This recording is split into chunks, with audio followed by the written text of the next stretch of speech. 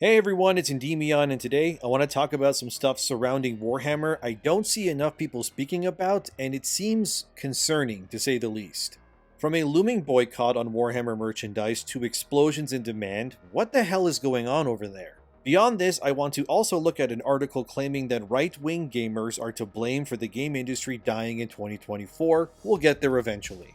First, Warhammer 40k is well known, I'm sure. People play the tabletop, a lot play their games too.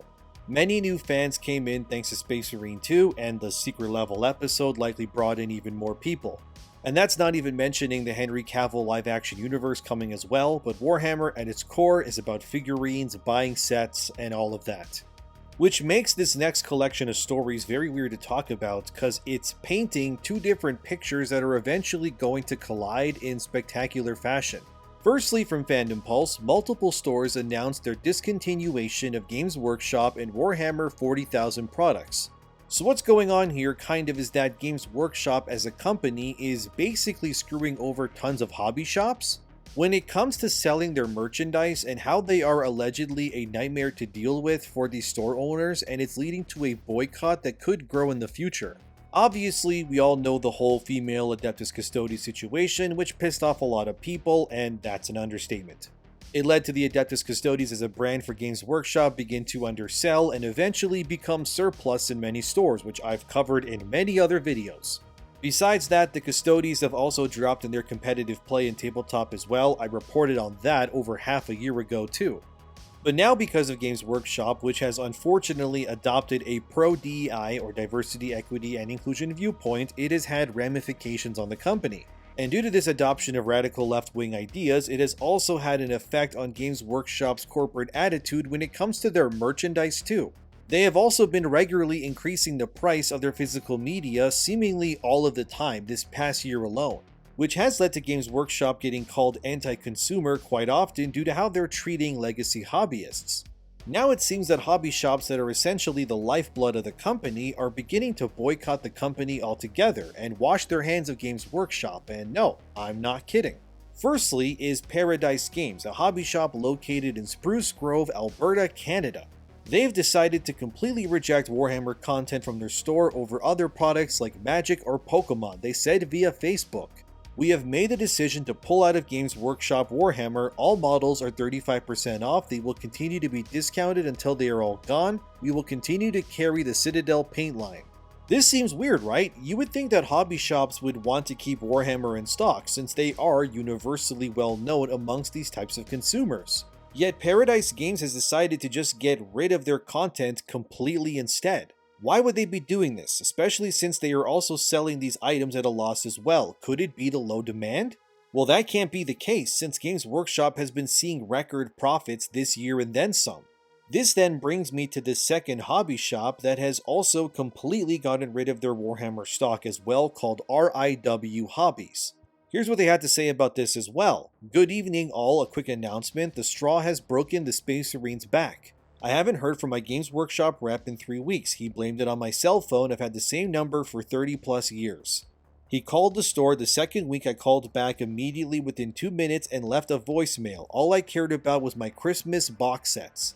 We ordered a little over 12,000 units in 40k armies. No return calls, no email. He called me 2 days before they were scheduled to release. One of those days being Thanksgiving to let me know that we weren't getting any of our order. If I wanted, I could order them online at a different discount. They wouldn't arrive in time for their scheduled release, and he didn't know when they might possibly ship. He did blame me for the error. I know this not to be true. The day he claims he received my submission, I was in sunny Florida on vacation. After reviewing our sales and space dedicated to the product, we have made the decision to drop all Games Workshop products. It's been a nightmare for years. Thursday, December 12th is our 12 Days of Christmas sale. If you want to play, feel free to bring an army. We will be liquidating all existing stock at 40% off. Our going away party will begin at 6 p.m. and run until close. Snacks and beverages provided. Oh, that's nice at least. The 40% sale will start at 6 p.m. We will organize a line for those who want to show up early, yada yada yada. If you have any questions, feel free to send an email. Well, that isn't good either. I think we can all agree. This hobby shop is located in America, by the way, and they clearly state that the reason why they're dropping Games Workshop is because the company refused to give them merchandise on time, it seems, which of course, if anyone's watching this, that seems stupid, right? Why wouldn't you want to supply the people who sell your products at their stores? It makes no sense. A complete lack of communication in this regard can and will affect your products being sold. However, telling this hobby shop to just order them online as an alternative, that makes no sense either. You're just telling them to buy your product again in a different way instead of just being straight with them. So then I got curious about all of this, and I ended up just straight up calling RWHobbies myself. I spoke to someone who worked there, and I simply asked them why they stopped carrying Games Workshop's products. Cause screw it, if I wanted to know something, I might as well as ask, so I called and I did just that. And the guy at the store who picked up straight up just told me the single sole reason was because Games Workshop and their representatives are an absolute nightmare to deal with, as he said in his post. And that anytime he would order anything from them, they would either never ship them at all, or they would arrive well after their release date, which of course means that the products would not be as sought after, because then the eager customers would then go to rival stores who would get their stock on time. And that, generally speaking, Games Workshop was not willing to discuss or help these stores, specifically RWHobbies in this case, with remedying or, fixing this partnership, so they effectively just washed their hands of everything. And said screw it, and then sold it off at 40%, nice touch there by the way, 40k, 40%, I see what you did there. But yeah, I called them and that's what they told me. Hopefully they didn't know it was me, so if someone who works there is watching this, yeah, that was me, hello. And thanks for telling me straight up what's going on there. But it's sad to see, because why would you not want to be supporting these hobby shops? This sort of behavior will only eventually lead to a boycott of your products by your own hand. This isn't because of wokeness or anything like that. In this specific instance, it's solely a business decision and problem at the core of it. I guess Games Workshop just believes that they don't need to cater to or support small businesses in the future, it seems. Which makes you wonder, how can a company that built itself on the backs of these very same stores be acting like this? The answer I found was simply that Games Workshop is becoming too corporatized, too money hungry, and clearly doesn't care about these stores anymore. And like the one rep told RWHobbies, they don't seem to value the loyalty of hobby shops, instead placing their hopes and wealth in the bigger international delivery services like Amazon Prime or Canada Post here in Canada, of course. It seems that Games Workshop is trying to cut out the middleman in this scenario so that they don't need to split any profit with the hobby shops out there. Instead, they probably would rather you just buy everything via their website and get it delivered straight to your door now. Which, yeah, I know is more convenient in this day and age, but it is clearly having a big impact on these brick and mortar stores. I just find that Games Workshop has done a 180 on the very people who supported them for years like this as soon as the money got good. It just kind of feels scummy. And I should mention that despite this looming boycott by brick and mortar stores, that Games Workshop as a company is not struggling at all. In fact, it's the exact opposite. From Yahoo News, decision issued on Warhammer maker Games Workshop's new $9 million Nottingham factory plan. So Games Workshop has secured yet another warehouse in their base of operations to continue their empire further. Like I said, they're not struggling at all. They're changing how they do things, and it's clear they're completely disinterested in helping the stores that kept them alive for decades. This new site for their warehouse will be in Lenton. Currently, according to Yahoo News, Games Workshop has 3 massive warehouses already, with over 350 workers who are working around the clock to meet the global demands of Warhammer 40k and so on. And this next warehouse will be open by spring 2026, bringing their operations even closer in line. And all of these warehouses, from what I can tell, operate within the same place too. As a city council officer who officially okayed this said, the proposed development would strengthen existing employment provision by adding new floor space for an established major employer in the city, enabling modernization and increased capacity for manufacturing output. It would also help to secure and potentially provide additional jobs in manufacturing and warehousing employment in future. According to Games Workshop, they'll be heavily investing in infrastructure and machinery over the next 5 years or so to all of these warehouses. All of Games Workshop's warehouses and operations have been moved to the UK within the same area since 1997, apparently, so they're there for good, it seems. And they clearly have no signs of slowing down, which makes the story about them getting boycotted by smaller stores all the more sad and concerning to see. Remove the DEI wokeness from the equation. What Games Workshop is doing here is clearly being done because they don't seem to care about their supporters as much. But it also seems they don't care since apparently, according to the Yahoo article, Games Workshop has made a profit of around £120 million in the last 6 months already from their growing business. And it's obvious that they are rejecting these stores because they are simply refusing to cater to them because they just don't want to share profits with them anymore. I wonder if this potential boycott could lead to more stores rejecting Games Workshop in the future, and honestly, if it were to happen at this point, I wouldn't even be surprised. Games Workshop has changed, whether it's from how they do business to who they seem to want to cater to. It's the whole modern audience nonsense all over again. I would bet money that you will see a female Space Marine before long too. Nothing is off the table anymore. After all, like I said in my previous Warhammer video, Games Workshop sold their rights to Amazon to use for TV and movies recently too. So we're likely going to see a repeat of the Rings of Power when it comes to how Warhammer is treated by Amazon. I hope I'm wrong. But they can't seem to help themselves. They will find a way to put a chick in it and make her gay and lame like always.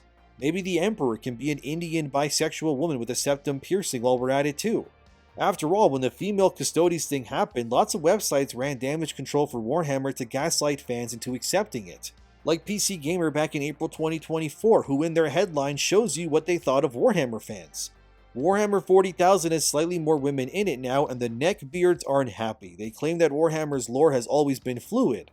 Therefore, anything can happen and it doesn't matter and you must accept it. It's the Ciri being a Witcher thing too. Lore doesn't matter if it gets in the way of progressive progress, it seems. All that really matters is that women get to be the things that men are, because otherwise it's something sexist, I guess. But that's what I got on Warhammer for now. Well, mostly. There will be a little more in the next story, but generally speaking, that's what I got for this potential looming boycott. What do you think about all of this? Is Games Workshop justified? Let me know in the comments. Now, Wired has released an article claiming that it's right-wing players' fault that the industry blew up this year, and it's titled, 2024 was the year the bottom fell out of the games industry. From layoffs to the return of Gamergate, video games and the people who make and play them had a rough year. I don't know about you guys, but I didn't have a rough year playing video games at all actually. I mostly played what I actually wanted to and enjoyed my time doing it. I mean, y'all made me play Dragon Age Veilguard, that wasn't very nice, but besides that, I would say I've been having plenty of fun this year with games, mostly. I played Siphon Filter Logan Shadow this year finally. Great game, and it had no chicks with sticks between their legs either. Crazy, I know. But Wired is mad because the games and ideologies they wanted to do well didn't, so now we're all to blame. Wired states that 2023 had about 10,000 jobs and games lost, and 2024 has risen the number by around 40% in comparison. Not good, I know. A lot of it has to do with many live service games failing, which, I mean, it makes sense. As I've said in other Marvel Rivals videos, live service games genuinely are one of the trends that are killing AAA gaming. Because everybody wants their own Fortnite, or Rivals I guess, and the likelihood that you succeed in that space amidst competition is basically like winning the lottery now. And whenever these live service games fail, which is often, people then get laid off. Besides, the live service bubble just not being sustainable unless you're in the top 1 or maybe 2% of gaming royalty. The other big killer was of course agenda pushing in games, as Wired states. As the industry faltered, games suffered. High-profile releases like Suicide Squad, Kill the Justice League were commercial failures. While there are many reasons for this, online right-wing groups reduced it to a single mantra, go woke, go broke. By their logic, if a game does poorly and has even a whiff of diversity, be it regarding gender, sexuality, or race, that disappointing performance is the fault of diversity, equity, and inclusion. Although Suicide Squad died because of a few reasons, one was, yes, it was definitely a woke game made by Sweet Baby specifically, but it was also a live service game that didn't mesh well with what the players wanted. Remember that Squad's supposed to be a spiritual successor to a single-player Batman series, but instead it offers up a slop simulator instead. It's the unique example like Concord 2 actually, where they were killed by not one, but two double whammy reasons. They tried to be an always online game in Pander, and it's a terrible combo clearly that lost them over $200 million in Squad's case. I wouldn't really blame YouTubers because nobody showed up for the games, not even the normies. Wired then brings up games that did well without saying why, which is telling. Although there have been incredible releases released this year like Balatro, Final Fantasy VII Rebirth, Metaphor, Refantizo, Astrobot, Black Myth Wukong, they just couldn't distract from the troubles forced by the people making them.